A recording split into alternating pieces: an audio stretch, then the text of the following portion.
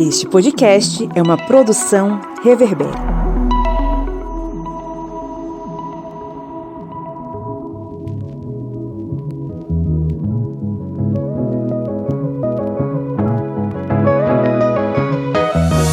Olá, ouvintes, sejam muito bem-vindos e bem-vindas mais uma vez ao podcast do Historiante, o seu podcast sobre as ciências humanas, com uma missão aqui, né? A cada semana, a cada sábado, eu acho que você está ouvindo isso no sábado, mas seja lá o dia que você estiver ouvindo, a cada semana a gente está com a missão aqui de desconstruir as armas do fascismo e lutar contra a dominação, contra a democracia. No caso, nós estamos a favor da democracia, não me entenda errado. Eu sou o Pablo Magalhães e estou acompanhado aqui da senhora Bia Siqueira. Olá, gente, estamos aqui todos os dias nessa luta eterna contra o fascismo, né? Mas, infelizmente, o governo não caiu ainda. O fascismo eterno. Do outro lado do rio está o seu Kleber Roberto. E aí, pessoal, beleza? Hoje vamos falar de um tema que eu acho que é o tema que é mais recorrente e também um tema que é bem pedido para a gente fazer postagens, porque é um tema super atual. Mas vamos seguindo aqui o barco. E diante de mim, a senhora Lídia Verônica. Oi, oi. Estamos aqui mais uma vez reunidos,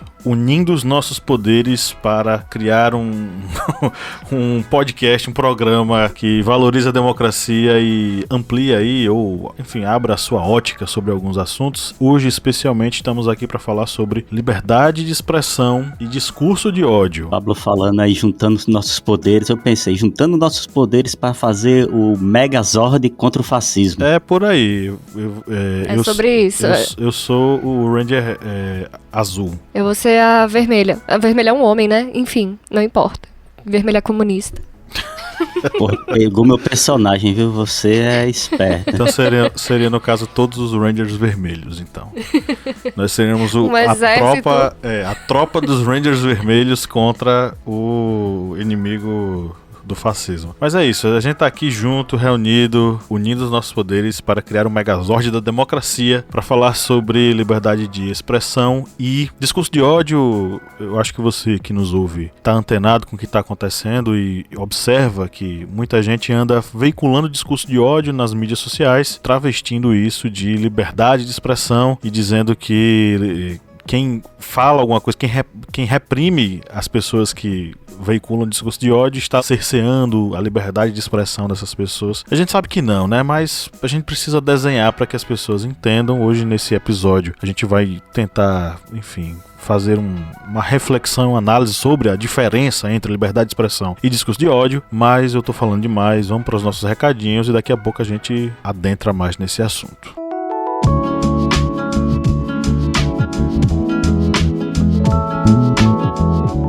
Bianca Siqueira. Diga, chefe Pablo. Mais conhecida aqui no estúdio como Bieira, a união entre Bia e Siqueira. Bianca Siqueira, é o seguinte, esse podcast custa quanto? Esse podcast, como é um podcast para comunistas, custa R$0. Custa R$0. R$0 para vocês, mas pra gente que produz. Custa muito. Mas me diga uma coisa, quem escuta a gente, já curte a gente, já se sente parte da família, toda vez que abre ali a notificação, podcast Historiante. Tô tendo uma crise de riso aqui porque Pablo disse Bieira e eu ouvi Biqueira. Biqueira. Biqueira? Biqueira é onde vende droga. É famosa de crack, amor. É onde vende droga. Biqueira? Não, Bieira, gente. Logo pensei, Zé Droguinha. Mas vamos voltar mais uma vez. Bia Siqueira. Diga. Tá, não custa nada, né? Pra gente custa muito, mas essa pessoa que nos ouve toda semana, que já se sente parte da família, essa pessoa pode nos ajudar? Ela pode e deve, né, gente? Vocês estão muito bem-vindos a colaborar aqui com o nosso grande exército. Nosso grande exército antifascista. Por favor, sinta-se à vontade de fazer parte do nosso grupo de apoiadores, onde a gente compartilha conteúdos exclusivos, a gente compartilha desconto em aula. O que mais, Pablo, que tem lá? Sorteio de livro. Sorteio de livro. Aulas exclusivas, podcasts exclusivos. Exatamente, tem tudo exclusivo lá. Tem tudo que todo mundo tem, só que tem mais. E custa quanto isso aí? R$100? Isso, não. Pode ser 100 também, você fica livre para escolher o valor, mas é a partir de R$4, gente, você já pode ser um apoiador, e aí entra pro nosso clubinho ali secreto, e vai virar um de nós também. Quantos quilos de picanha, R$4 consegue comprar? 0,1, eu acho. Não, acho que menos que isso. 0,1 grama. tristeza. Pois é, no país da... Eu acho que esse é um dos episódios mais deprimentes, assim, já no início. No país da picanha restrita apenas para a galera do Bolsonaro, R$4 não custa nada, minha gente. Que é picanha? Picanha era uma carne que se vendia aqui no Brasil, que era uma carne nobre. O pessoal fazia churrasco com isso. Sabe churrasco? Não, eu me tornei vegana porque não conseguia comprar carne. Outra coisa aí, em breve a gente vai estar vendo a questão das xícaras, viu? Teve uma apoiadora nossa que perguntou e ela tá completamente certa. Aguardem. Foi a Verônica Hertel. Um abraço. Verônica segue a gente lá no Twitter. Sempre tá comentando. Um abraço. Bom, quem é apoiador, além de tudo isso que Bianca Siqueira acabou de falar, né, tem acesso a tudo isso aí, ainda recebe um grande beijo, um grande abraço nosso a cada episódio, né, Lídia Verônica? É verdade. E hoje nós temos aqui nas nossas dedicatórias... nas nossas demonstrações de afeto, 2 apoiadores novos. Então eu vou começar aqui dando um beijão, mandando, né? Dando não, porque a gente tá evitando contato físico. Adma Caricelli Rocha, um beijão pra você. Obrigada pelo apoio. Ana Paula Pereira Araújo, seja bem-vinda ao grupo de apoiadores, consequentemente ao grupo secreto de apoiadores. Um beijão pra você também. Fabiano Santos Oliveira, obrigada pelo seu apoio e um beijão aí pra você. É isso aí. A gente sempre tem um prazer enorme de interagir com os nossos apoiadores, mas não apenas com os nossos apoiadores, vamos deixar claro, você ouvinte que acompanha a gente, que não é apoiador, mas que nos ajuda compartilhando esse episódio, inclusive já compartilhou esse? Compartilha aí com seus contatos. A gente também quer te conhecer melhor, né, Lídia Verônica? É verdade, a gente quer conhecer nossos ouvintes, entender um pouco melhor do que vocês realmente se interessam, né? A gente tem autoestima baixa, brincadeira. A gente... Ó, que ultimamente... Alguns sim. Tá meio difícil manter a autoestima aí. A autoestima baixa, a gente queria um retorno aí. A autoestima alta. Gente, por favor, elogia a gente merece. Bom, a gente quer descobrir quem são os nossos ouvintes, porque a gente só consegue descobrir o que os nossos ouvintes gostam de ouvir, como Marília Mendonça, Barões da Pisadinha, Renato Russo. Olha que Caetano Veloso chegou com força aí esse mês, viu? Ele tá em primeiro lugar nos... É que ele tá de turnê pela Europa, então a galera ele tá em alta mesmo. Então, assim, a gente gostaria de saber um pouco mais além dos seus gostos musicais, né? Porque os streams, as plataformas de áudio, elas mandam pra gente informações sobre o que vocês ouvem, e geralmente são músicas, né? Então a gente gostaria de saber um pouco mais sobre o que vocês se interessam e que a gente pode conversar aqui e, quem sabe, te manter mais pertinho da gente. Pois é, a nossa pesquisa de opinião tá com o link aí na descrição desse episódio. Então clique aí, participe. Enquanto você ouve a gente, você vai respondendo lá. É coisa rápida, jogo rápido aí. Você não vai perder muito tempo, não. Agora a gente tá com uma novidade muito bacana. É uma novidade que eu vou precisar da ajuda aqui do marqueteiro do Historiante, que é o seu Kleber Roberto, né, Kleber? Isso mesmo, chegou. Ei, o gerente enlouqueceu. Gente, temos aí essa grande novidade que é o Historiante Play, que é a área exclusiva para membros no nosso canal, no YouTube. E custa quanto, Kleber? Não é 30, não é 50, é R$14,90. 14. Olha, meu Deus do céu, o gerente enlouqueceu. O gerente enlouqueceu completamente. Ele tá louco. Tá louco. Louco. Aí o cara encontra o que lá, Kleber? Nós já temos lá um curso já, que eu acho que foi um dos cursos mais adquiridos do nosso portal de cursos, e é um curso muito interessante, porque é o curso sobre civilizações hidráulicas. Ele já está lá, já está postado. E esse curso é um curso que é excelente porque principalmente vai abordar essas duas civilizações que muitas vezes até quem está estudando em uma faculdade, cursos de história, muitas vezes passa meio por cima dessas duas civilizações, e nós lá pegamos vários pontos muito importantes e fizemos esse curso que agora está disponível no Historiante Play. Mas vem mais novidades por aí, vem uma novidade aí que com certeza vai ser muito importante para nós analisarmos o cenário tanto das manifestações que dizem que vão eliminar o Supremo, que querem a volta dos militares ao governo, porque o próximo curso que vai estar lá no Historiante Play é o nosso curso sobre ditadura militar, que eu acho que vai ainda agregar um pouquinho mais de conhecimento para esse podcast aqui que vocês estão vindo. Vocês hoje estão com muita doutrinação marxista aqui no podcast. Vão sair com overdose aí no ouvido. O ouvido vai sair sangrando. Pois é, o link tá na descrição desse episódio. inscreva-se no Historiante Play e acompanhe todos os nossos cursos. Vão ser todos os cursos que nós já produzimos, mais os cursos que nós vamos produzir, mais conteúdos especiais que a gente vai colocar lá, tá? Então assine, participe, vamos para nossa pauta.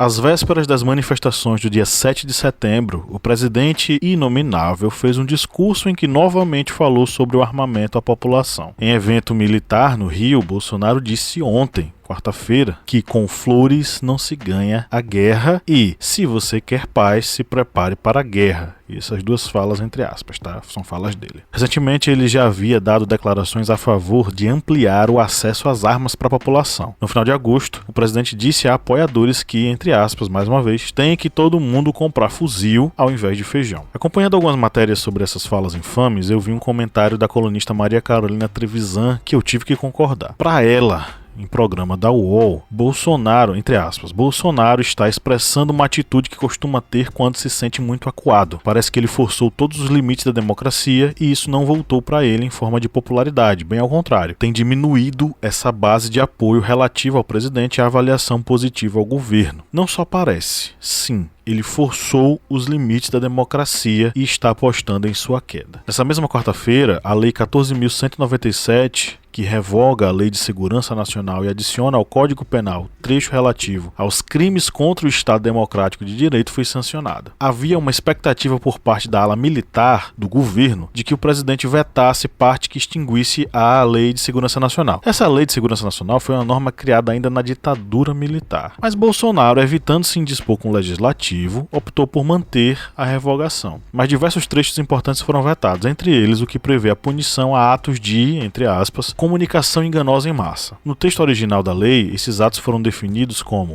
mais uma vez entre aspas, promover ou financiar, pessoalmente ou por interposta pessoa, mediante uso de expediente não fornecido diretamente pelo provedor de aplicação de mensagem privada, campanha ou iniciativa para disseminar fatos que sabe inverídicos e que sejam capazes de comprometer a rigidez do processo eleitoral. O presidente argumentou que o trecho contraria o interesse público por não deixar claro que seria punido, se a conduta de quem gerou a informação ou quem a compartilhou. O presidente questionou ainda se haveria um tribunal da verdade, entre aspas, para definir o que pode ser entendido como inverídico. A justificativa conclui que o trecho vetado poderia, entre aspas novamente, afastar o eleitor do debate público. Só para lembrar, tá? Bolsonaro é investigado no Supremo Tribunal Federal no inquérito das fake news, que apura a disseminação organizada de informações falsas com o objetivo de desestabilizar a democracia. Acredito que todo mundo aqui lembre da famosa live sem provas com hackers sobre as urnas eletrônicas, além de uma série de outras inúmeras declarações criminosas sobre as eleições no Brasil. Esse ponto é extremamente importante. A despeito de uma,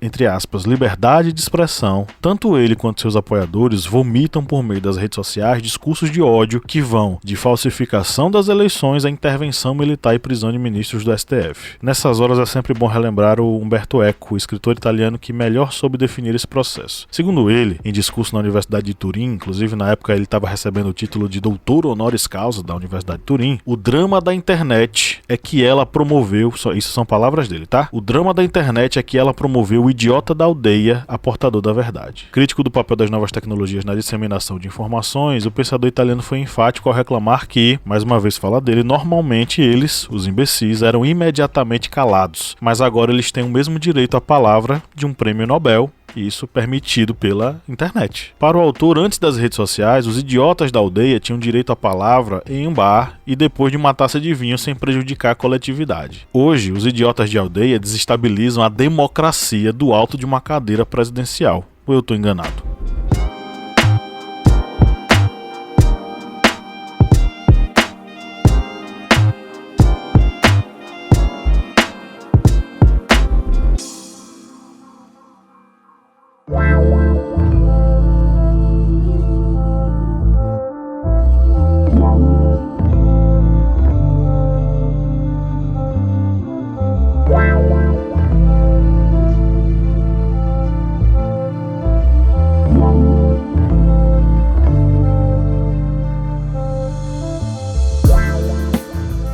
Com certeza a internet deu voz aos idiotas. E eu lembro que quando eu comecei a usar a internet, tinha aquela teoria de que a internet, ela aproximava as pessoas, porque na internet você podia ser quem você não era pessoalmente, né? E aí, com o tempo, a gente aprendeu a ser aprendeu a ser nós mesmos na internet, né? E a perder a vergonha de ser idiota, de ser burro, de ser aculturado, enfim. E eu concordo, e eu gosto muito dessa frase, o Pablo sabe disso, que eu concordo plenamente com o Humberto Eco de que a internet deu voz aos idiotas. Então, assim, as pessoas...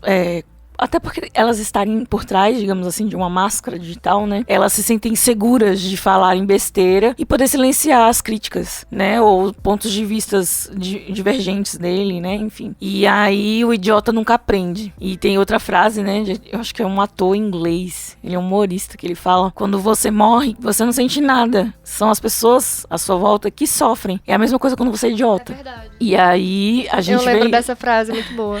Eu esqueci o nome dele, é um humorista inglês, muito, muito engraçado. E vocês falam humorista, na minha cabeça vem Morista, o apoiador de Sérgio Moro. Que não é nada engraçado, por sinal, né? Pois é. E aí, enfim, essa premissa, né, de que o idiota, ele não sofre. E com as redes sociais, né, com a internet, ele sofre menos ainda, porque ele consegue silenciar as vozes da verdade, né, ou as vozes da consciência que ele não tem. E, enfim, tá certo.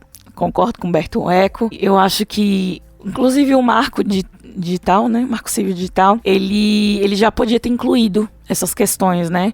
Da inverdade, das fake news. Por que eu digo inverdade? Porque às vezes as pessoas, elas ouvem e replicam coisas que elas acreditam que sejam verdade, mas não são. Não por maldade, mas por pura ignorância mesmo, assim. Enfim, é isso. Essa nova lei, que foi, inclusive, vetada em alguns pontos por Bolsonaro, que ela restringe a punição, né, pela fake news e tudo mais, ela atrapalha esse processo evolutivo, né, de diálogo na internet. Ou seja, as pessoas, elas só vão tender a piorar. Se antes a gente tinha vergonha, né, ou a gente camuflava o lado ruim da gente na internet, hoje ele tá cada vez mais aflorado, porque eu estou seguro dentro da minha casa, sem que ninguém me puna. Eu gostaria só de acrescentar a fala de Lídia, que a internet, ela não deu só voz e voz e local pra um idiota, ela também deu palco, ainda bateu palma pra dançar. A lacração, né? A lacração é sem sentido. Tudo é lacração. Não, e não só isso, né? Porque às vezes as pessoas usam esse discurso da lacração pra tentar combater quando a gente tá tentando desconstruir alguma coisa produtiva na internet. Mas não, foi a própria internet que criou o grande monstro que a gente tem como presidente. Foi lá que a gente deu espaço pra que Bolsonaro crescesse com um discurso de ódio. Ele não teve a grande massa com ele, a mídia de grande massa com ele. Ele teve a internet, onde ele conquistou as pessoas. O carisma dele, o carisma segundo Weber, né, que é aquele candidato que tem um perfil pra conquistar o seu eleitorado, o carisma dele é justamente o discurso de ódio. É ser tão absurdo aquilo e as pessoas falarem: meu Deus, como é que alguém tem coragem de falar isso? E se admirar. E são tempos tão tenebrosos que a gente chegou ao ponto de que não precisa dialogar. A gente não tem que dialogar, porque as pessoas, elas não vão mudar de ideia, né? Ou então elas não querem aprender. Alguns bolsominions, né, arrependidos, por exemplo, eles se escondem atrás do novo, né? Eles têm um novo para poder não assumir a parcela de culpa deles em relação ao governo que está lá no poder. Então, assim, a gente dialogar com essas pessoas não vai dar em nada, porque eles têm um novo para se esconder atrás. E na próxima eleição eles vão botar um novo, que é um Bolsonaro sem bigodinho. Então, assim, o que acontece é que eu gosto de falar também bastante disso. Não sei se eu tô nos outros episódios, mas eu falo bastante aqui na nossa mesa do historiante sobre o paradoxo de Popper, né? Então, assim, a gente tá numa fase que a gente tem que ser intolerante com os intolerantes. Ser intoleráveis, né? Com os intoleráveis. E o paradoxo de Popper é justamente isso. Se a gente continuar ouvindo os absurdos, vai acontecer o que aconteceu com muitos bolsominions, muitas pessoas que votaram em Bolsonaro. Elas vão normalizar esse tipo de discurso. Eles vão tratar a maldade como personalidade, que é o caso de Bolsonaro. E a fake news como fulano fala bobagem. Ele diminui o discurso dele porque fala: não, é o jeitinho dele, ele tá brincando.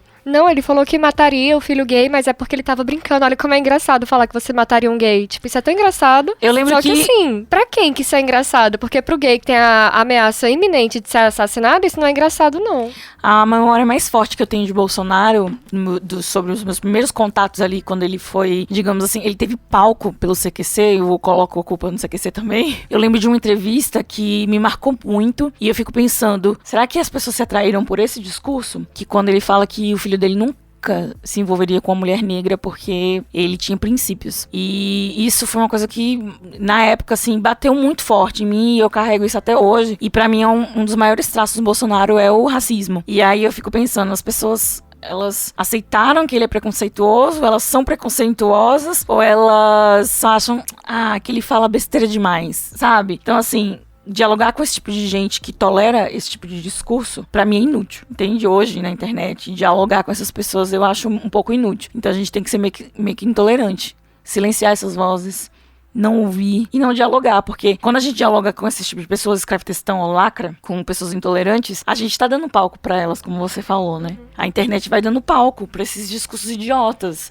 Uma moça blogueira que reclamou que nos Estados Unidos o pessoal não gostava de trabalhar, os brasileiros não gostavam de trabalhar, porque eles cobravam por hora e cobravam por serviço. Então, ela contratava a pessoa pra limpar a casa e não podia pedir pra pessoa pra passar roupa, pra cuidar dos filhos, pra cozinhar pra ela, entende? E as pessoas ficaram ouvindo. E aí algumas pessoas começaram a racionalizar o discurso dela. Não, faz sentido, sabe? Tipo, umas coisas assim. Então, eu acho que a gente não tinha nem que ouvir o que ela tem pra falar, porque ela não tem conhecimento histórico nenhum, ela não tem embasamento sociológico nenhum pra defender a opinião dela. Ela é só uma burguesa rica e egoísta. Eu acho que eu vou reproduzir uma frase de efeito de um professor meu, que ele fala isso cerca de 50 vezes em cada aula, que é a esquerda tem que escolher bem o seu inimigo, saber bem traçar as suas guerras, porque, por exemplo, a gente começar a discutir essas coisas com uma pessoa na internet, uma pessoa que é um fake, que obviamente tá reproduzindo aquilo ali para que aquele discurso se propague, para aquela mensagem ser replicada, e enfim, você discutir com isso é você dar um tiro no seu pé, é você comprar uma briga que você já tá fadada a perder, sabe? Então, é isso, é de você saber escolher aonde é que cabe uma discussão saudável para que eu possa dialogar, discutir, levantar ideia, e aonde não cabe, aonde, tipo, é uma guerra que eu já perdi. Não vou entrar nessa, não. Essa questão da liberdade, que o pessoal confunde muito essa liberdade de expressão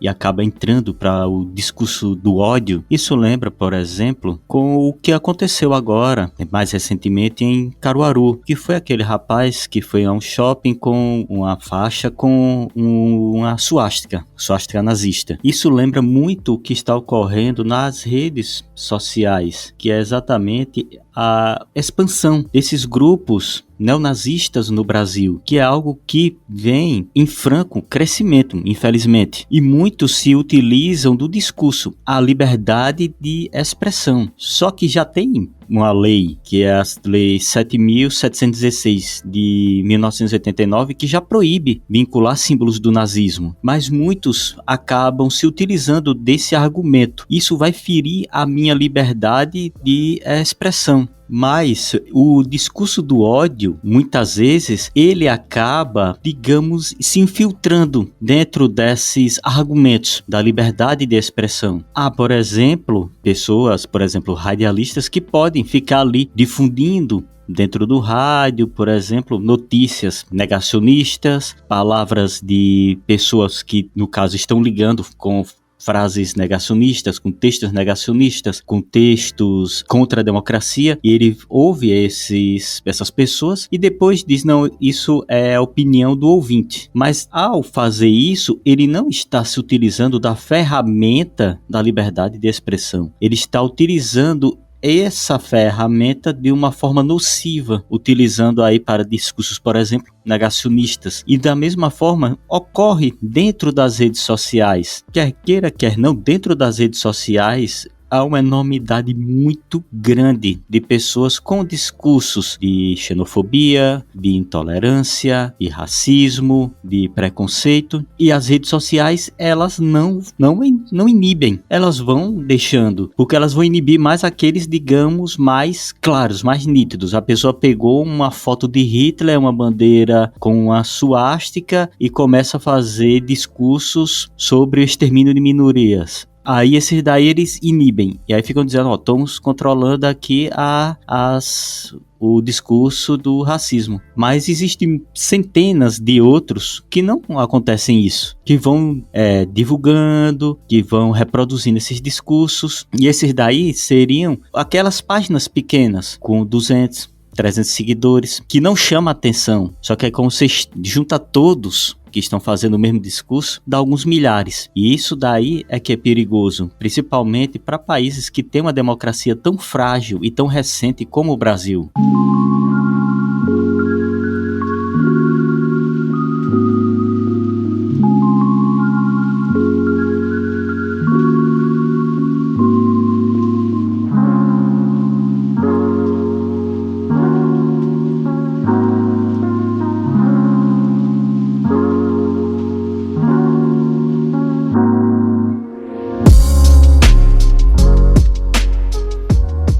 Tentar colocar essa discussão dentro de um exemplo prático para vocês me dizerem qual é o limite entre liberdade de expressão e discurso de ódio. Primeira informação que a gente precisa compartilhar aqui é a seguinte: na montagem do roteiro, não sei vocês, mas eu pude constatar ao longo de minhas pesquisas que quando se digitava liberdade de expressão, os resultados mais recorrentes das pesquisas eram sites ou bolsonaristas ou com um viés extremamente conservador. Eu encontrei lá o Jornal da Cidade Online, que é um site bolsonarista, tem o Gazeta do Povo, que é um site que é alinhado ao bolsonarismo, ao conservadorismo, apesar de não ser um veículo unicamente bolsonarista. O jornal Hoje em Dia e a Jovem Pan, que também são veículos ligados ao bolsonarismo. Todos eles falando de liberdade de expressão, criticando o STF e apresentando argumentos que reforçam a narrativa do bolsonarismo. Aí, lá em Minas Gerais, e aí foi uma matéria da pseudoneutra CNN que eu vi, mas tem em outros locais, a Federação das Indústrias de Minas Gerais se reuniu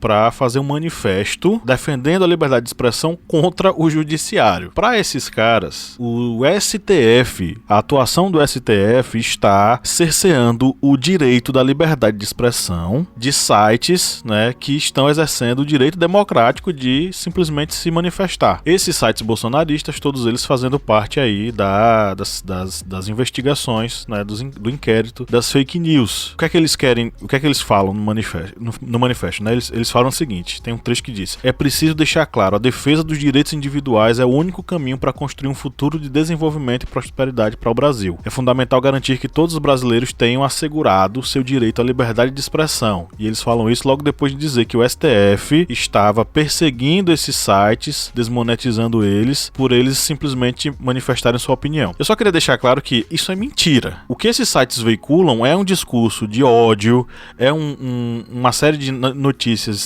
que desinformam a população. Esses sites atuaram a favor da cloroquina e da ivermectina, medicamentos que não têm qualquer ação comprovada. Eles foram contra a vacinação, eles defendem Bolsonaro o tempo inteiro, veiculando matérias mentirosas, e é nesse aspecto que o STF está atuando. Mas beleza, Temos aí bolsonaristas defendendo a ideia de liberdade de expressão contra... Por quê? Porque eles têm interesse, eles estão sendo investigados no processo das fake news que está lá no Supremo, no STF. Isso porque eles já fizeram essa mesma atitude outras vezes. Inclusive, eu não sei se vocês lembram, ano passado, foi em 2020, em meio à pandemia. A gente tava no início da pandemia, tava todo mundo amedrontado. Teve uma manifestação dos 300, vocês lembram disso? Sim.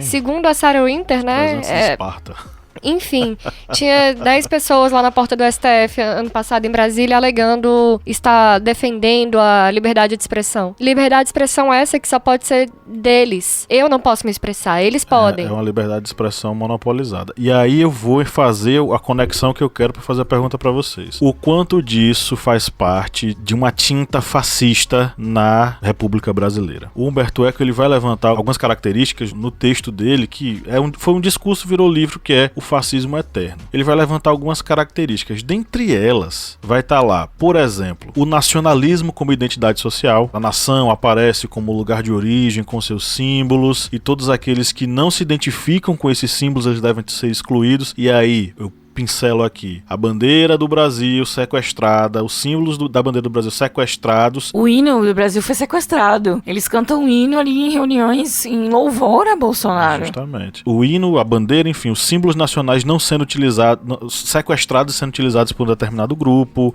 como a representação desse grupo. Outra característica que Humberto Eco coloca, a vida como guerra permanente, porque no fascismo a gente não luta pela vida, pela liberdade, né, pelo bem viver, mas a gente vive para lutar. A violência ela é aceita como regra e a busca de paz é uma balela. Aí vem a questão do heroísmo como a norma, só concluindo aqui, vou fazer a pergunta para vocês. O heroísmo é uma norma e aí aparece o herói, o excepcional, aquele que não tem medo da morte, lembram? Imorrível, incomível e imatável, sei lá. Alguma coisa desse tipo, né? Então, aí vem a questão do machismo como uma espécie de virtude. O fascismo ele vai potencializar as relações de poder numa questão sexual, e aí você vai ter recorrentemente o líder fascista ou os grupos fascistas utilizando o machismo como característica de liderança, de patriarcalismo, enfim. O quanto dessa pseudo-liberdade de expressão utilizada por esses grupos que veiculam discursos de ódio tem a ver com essas tintas do fascismo levantadas por Humberto Eco? Tem muitas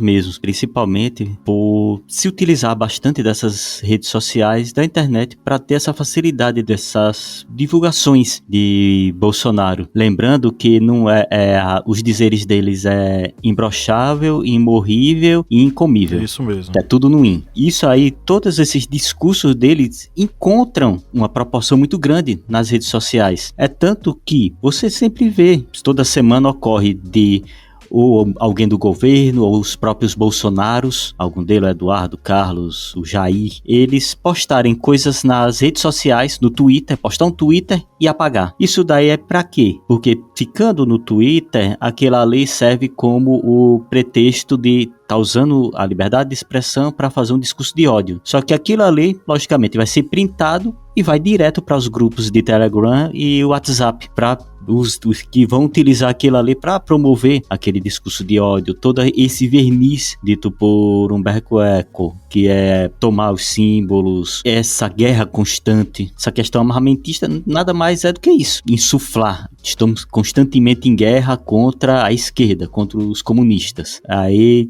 soma tudo isso daí a questão, por exemplo, desse apego que eles fazem a uma estrutura áurea, a civilização cristã judaico-ocidental. Temos que salvá-la. Salvar de quem? Dos comunistas. Tudo isso aí vai levando a uma situação de insuflar a resistência, a guerra, a violência, e por muito tempo, infelizmente, isso aí foi promovido sem um combate das outras instituições. Justamente por considerarem a democracia e a liberdade de expressão, essas pessoas foram ganhando espaço, né? Na internet, na sociedade e na política. Exatamente. É uma questão muito delicada também. O que Kleber estava falando me lembrou outra questão, Kleber. Eles têm... Perceba que eles criam um monstro, um fantasma, isso é outro caráter fascista dos governos totalitários. Você cria um grande inimigo da nação. Quem são os comunistas? O que são os comunistas? Não importa. É todo mundo que for contra mim. Não importa. Não vou definir pra você o que é um comunista. O comunista é aquela pessoa que eu disser que é. Não tem como identificar. Vai ser o que eu disser que é. Então eles criam as regras do jogo. Eles determinam qual é o perfil do inimigo deles. E toda hora você vê a alteração. Qual é o seu inimigo? São os comunistas. E quem são esses comunistas?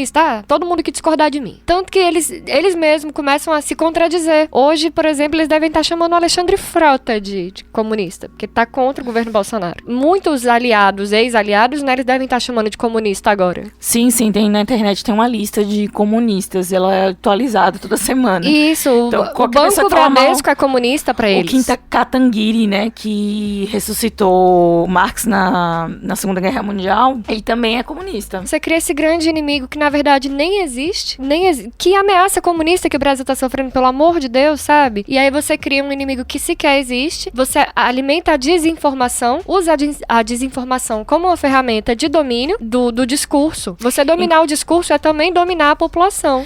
Inclusive, a gente, quando estuda, né, publicidade, jornalismo, acho que você também sabe disso, que a imprensa é o quarto poder, né? Porque ela que, digamos assim, ela denuncia os outros outros poderes. Então, assim, ela dá ao povo a informação para que a gente consiga gerenciar, criticar, né, ali os outros poderes. Então, quando ele ataca diretamente a imprensa, ele também está atacando a democracia, né? Porque não é só a questão da liberdade de expressão, mas uma instituição que denuncia, né, os outros poderes, o erro, a corrupção. Uma matéria de 2019 traz aí esse ranking, né? O Brasil é o 6º país mais perigoso do mundo para jornalistas, segundo a Unesco. Essa matéria é da Agência Brasil e eles pedem, né, que essa fonte seja divulgada. E a partir de 2018, esse número começa a ficar maior. A gente, não no ranking, né, mas a questão da probabilidade do jornalista morrer no Brasil, ela começa a ficar maior. E aí os jornalistas, eles são torturados, são mortos, não se consegue achar ali, digamos assim, o mandante dos crimes, né? Porque, na verdade, muitos setores da política estão interessados em silenciar os jornalistas, né? Em silenciar a imprensa. E Bolsonaro, ele é mestre. E ele incita a violência à imprensa de uma forma direta. Ele vira pro jornalista e fala com vontade de encher tua boca de porrada. Entre outras coisas, ataca a mulher. Não é uma coisa que ele deixa subentendido. Não é uma coisa que a gente tá dizendo, não, vem cá que eu vou te explicar que tá subentendido, vamos interpretar nas entrelinhas. Não, ele tá dizendo. Ele tá dizendo com todas as letras. Ele, e não só ele, mas os filhos dele também já fizeram isso antes. Eu tô falando de muito antes mesmo. Quando eu disse que é recorrente, é porque deve ter no mínimo 5 anos que o filho dele fala que vai entrar no STF, porque pra ele ocupar o STF é só ele chegar lá e armado com... Botar um cabo e um soldado. Isso, um cabo e um soldado, ele fecha o STF. Não, e desmoralizando também, né? Ela queria dar um furo. Ele é baixo, sabe? E assim, ele ataca diretamente o jornalismo, né? Porque quando ele ataca o jornalista, ele na verdade tá atacando a imprensa, né? E é uma forma de desmoralizar, é uma forma de descredibilizar e de incitar realmente a violência. A gente sabe que ali no período das denúncias sobre Covid, nas portas dos hospitais, os jornalistas estavam sendo atacados fisicamente, câmeras roubadas, ataques físicos e verbais, enfim. E isso tudo porque o nosso líder, o líder da nossa nação, ele incita a violência em seus discursos. Mas quando agora, né, na pandemia, ele só tem acesso aos jornalistas, ele incita o discurso, a violência diretamente à imprensa. Então, assim, isso também é uma forma de tolir, né, ali a liberdade de expressão de forma democrática, no caso, né.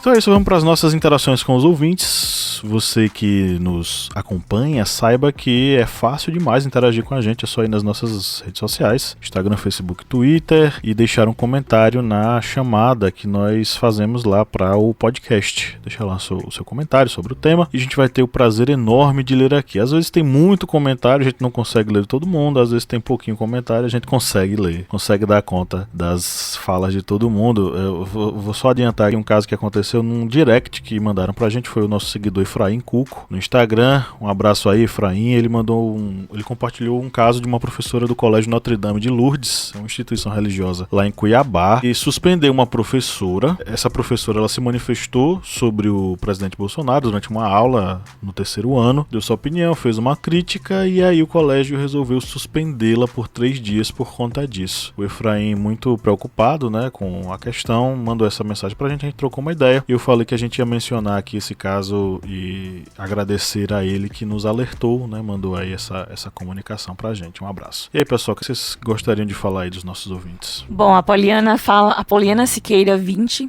que é arroba aqui, né, da Poliana Siqueira, ela fala, de fato, é tênue a linha entre a liberdade de expressão e discurso de ódio. Essa prática se tornou tão corriqueira e parece que já estamos anestesiados com isso. Simplesmente ignoramos. Aquilo lá que falei, né? De sermos tolerantes com os intolerantes, né? Mas acho que deveríamos aplicar nesses casos as regras, né? Que o Estado usa para coibir qualquer comportamento ilícito. O uso da liberdade de expressão é só uma máscara que muitos usam para defender ideais que na prática são tidos como crime. Que é o caso da Terça-feira Livre, né? Ali, o do Alan. Terça Livre, perdão.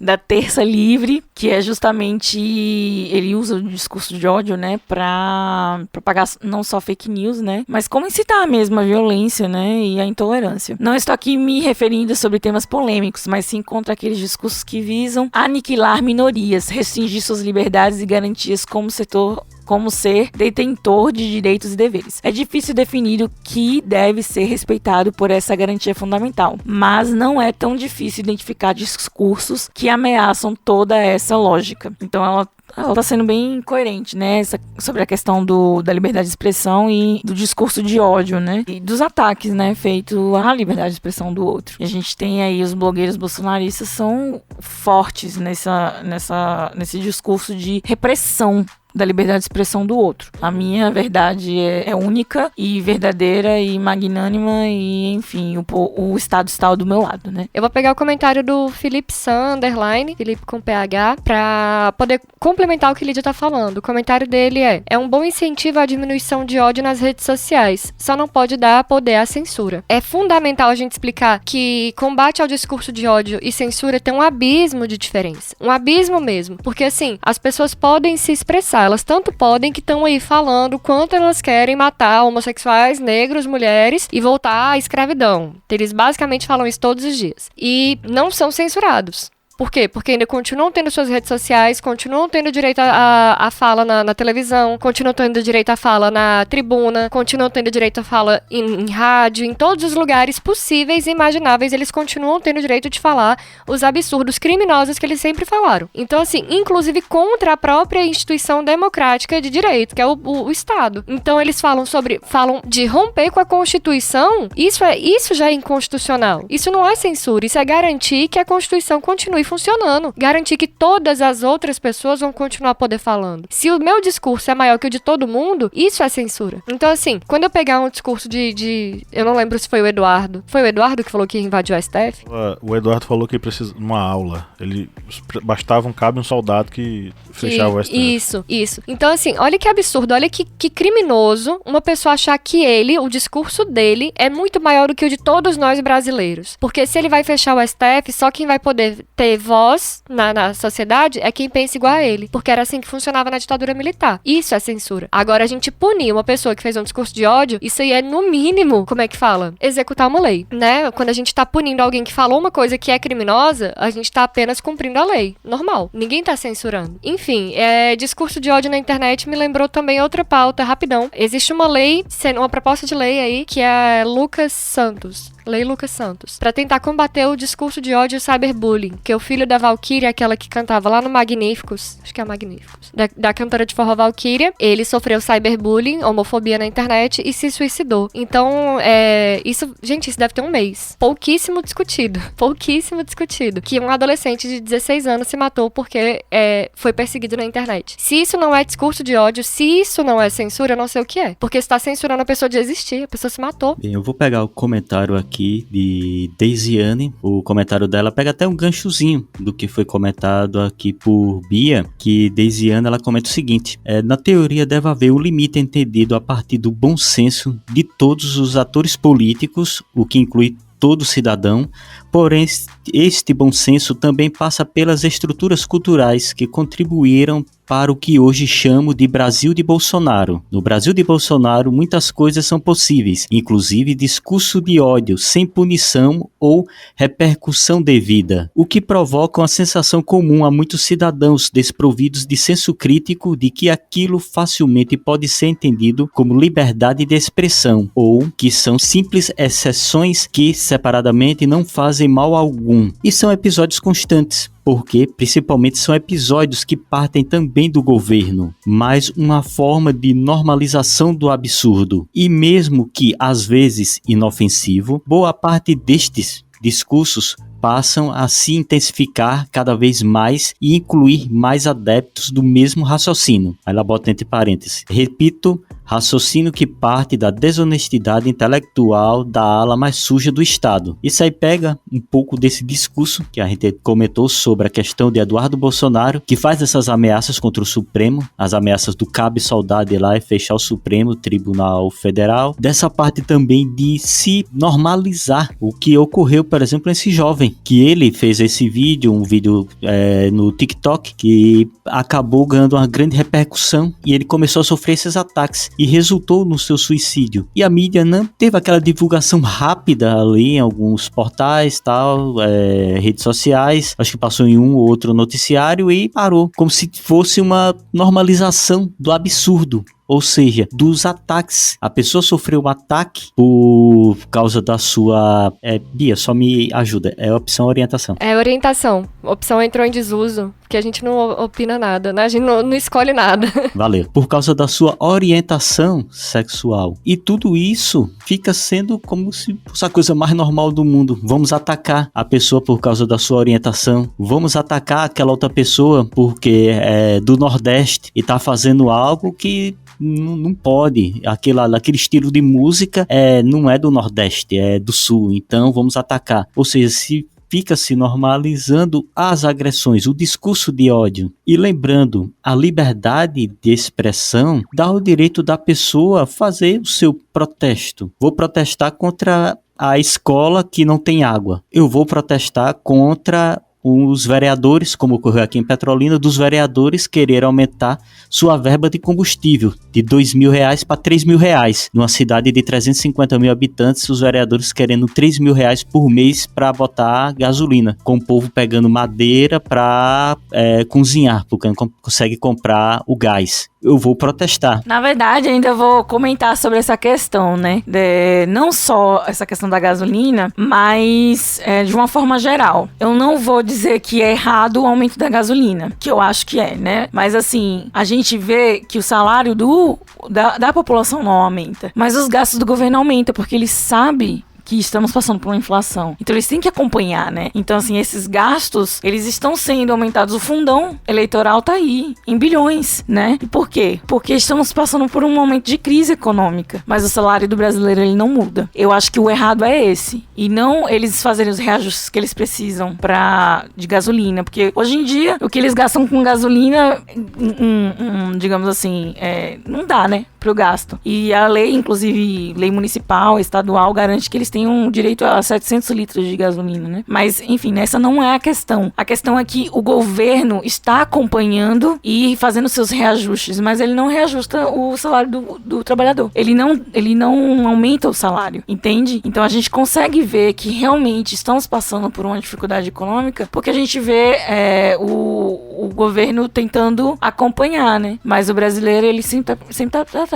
Ele sempre tá perdendo. Eu vou usar agora minha liberdade de expressão, para vocês verem o que é liberdade de expressão. Lídia deu a opinião dela. Aí eu vou usar a liberdade de expressão para dar opinião. Eu acredito que os vereadores, eles não deveriam receber gasolina. Eles deveriam receber um cartão de vale transporte com 60 vales transportes e ir de volta para casa todos os dias e toma aqui, ó. Tá aqui. Ah, mas eu tenho que botar gasolina na ambulância. A ambulância tem que ser SAMU, tem que ser um serviço do Estado. Não é serviço particular de vereador. Ou seja, se o vereador quer ir para um determinado bairro, toma aqui, ó, o cartão vale transporte, pega o ônibus para você ver. A gente tá sendo gentil em falar só em vereador, né? Que se a gente for falar de deputado e senador e juiz... Aí a galera... Né? Aí estoura o...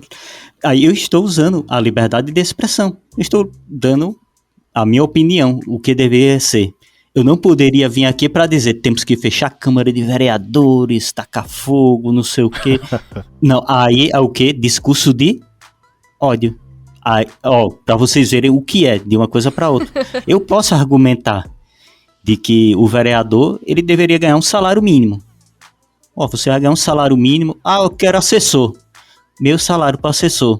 Ah, mas eu quero gasolina. Tá aqui o cartão do Vale Transporte. Eles, na verdade, deveriam ganhar uma bicicleta, pô, pra, inclusive, manter a saúde em dias, ao invés de um vale transporte. Melhor. Bom, para concluir aqui a nossa rodada de falas com os nossos ouvintes, eu vou pegar aqui uma fala do Mariano Batista. Ele é lá de Minas Gerais, graduado em Direito pelo FMG, e ele deu uma contribuição que eu achei bem objetiva. Explicando em palavras breves, ele diz: primeiro, numa Constituição democrática há diversos direitos e garantias fundamentais de variadas gerações, individuais, sociais e difusos coletivos. Segundo, ao contrário do que muita gente pensa, a liberdade de expressão não é sinônimo de democracia, mas é apenas um desses direitos. 3. Havendo violação violação de direitos de terceiros pelo mau uso da liberdade de expressão, ocorre o que chamamos de colisão de direitos fundamentais, que é um tema importante para essa discussão. 4. Nesse caso, há de se fazer uma avaliação caso a caso, e o abuso no exercício do direito pode levar a um cerceamento da liberdade de expressão, sim, né? Tanto por sanções sociais, algumas redes já excluem posts abusivos, ou inclusive pelo próprio judiciário. Espero ter contribuído, abraços. É isso aí, o Mariano fez uma síntese bem interessante. Se o cidadão ele abusa do seu exercício, né, de direito de falar, ele pode sim ser cerceado da sua liberdade de expressão e receber sanções por causa disso. Ou seja, se o cara pede a prisão dos ministros do STF, isso não é liberdade de expressão. Ele está cometendo um crime e a sua liberdade de expressão deve ser cerceada sim. Aí vem aquela coisa que a Lídia evocou aqui, o fantasma do Karl Popper. Né, o paradoxo da tolerância, porque você não pode aceitar que alguém simplesmente diga que vai fechar o STF e prender os ministros, porque isso é um ato antidemocrático.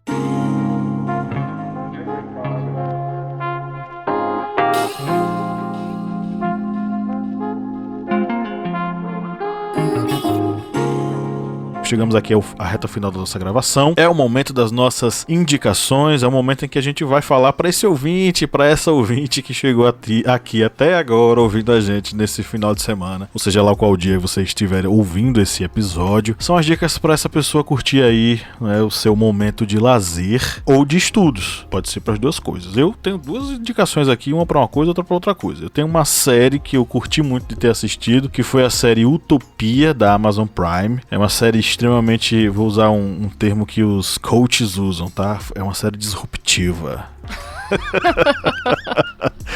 Uma série disruptiva que eu achei bastante interessante. A história, a premissa é de uma galera que curte uma revista, uma HQ chamada Distopia. Essa revista ela traz mensagens subliminares e tem uma galera que começa a estudar a revista e descobre que ela preconiza uma série de coisas que aconteceram na humanidade. Então essa revista ela preconizou, por exemplo, o surgimento do vírus Ebola.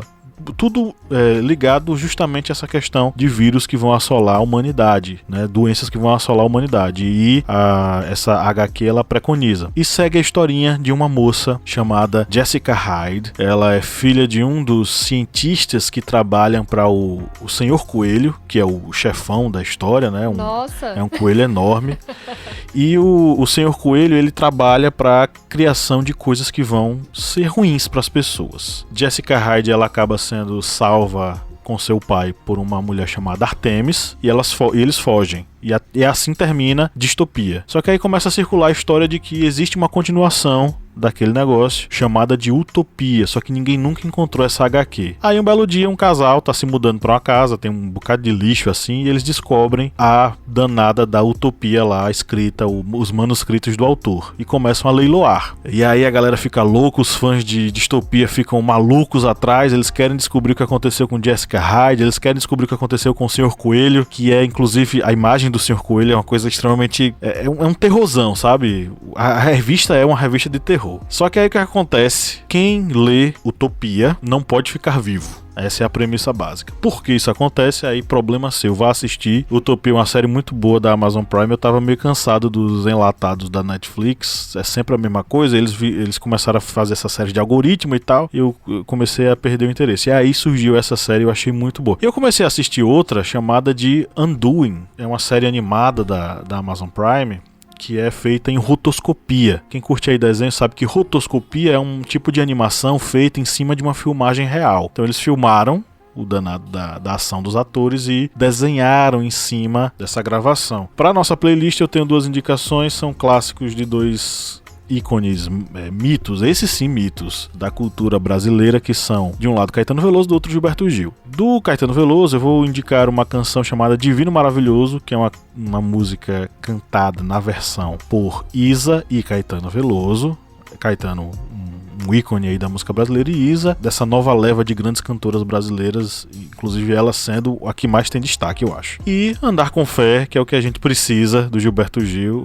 Ou a gente anda com fé esses dias, ou minha gente, acabou-se. Ninguém vai pra canto nenhum. E aí, quais são as indicações que vocês têm, galera? Eu vou indicar um filme de 2008, que é Desejo de Reparação. Acho que ele é bem conhecido, né? A Legada de Jane Austen, mas se eu não me engano não é da Jane Austen, é na pegada ali. Como é o nome? Desejo de Reparação. É inspirado. É inspirado, né? E aí conta a história de uma menina que tem uma imaginação muito fértil e ali na sua... enquanto juvenil, né? Ali entre a adolescência e a parte da sua infância. Ela tá descobrindo coisas e ela tem uma mentalidade muito, muito fértil, né? Ela é escritora. E ela inventa uma mentira. Ela conta uma mentira, na verdade. E essa mentirinha que essa criancinha conta, ela destrói a vida da irmã e muitas outras vidas são afetadas com essa mentirinha, sabe? Vidas inteiras. Então, assim, eu acho que é muito importante o poder da mentira, né? Na vida das pessoas. E, enfim, ela carrega o peso, né? E dessa mentira a sua vida inteira. E as outras pessoas também acabam levando o peso da sua mentira pelo resto de suas vidas. A música que eu indicar, eu só indiquei uma música, né? A galera indicou várias, então tá tudo certo. Uma só, do Gabriel Pensador, que fala sobre fake news, né? Sobre liberdade de expressão, respeitar a opinião do outro, quem tem opiniões diferentes, enfim. É isso. Eu vou indicar um documentário.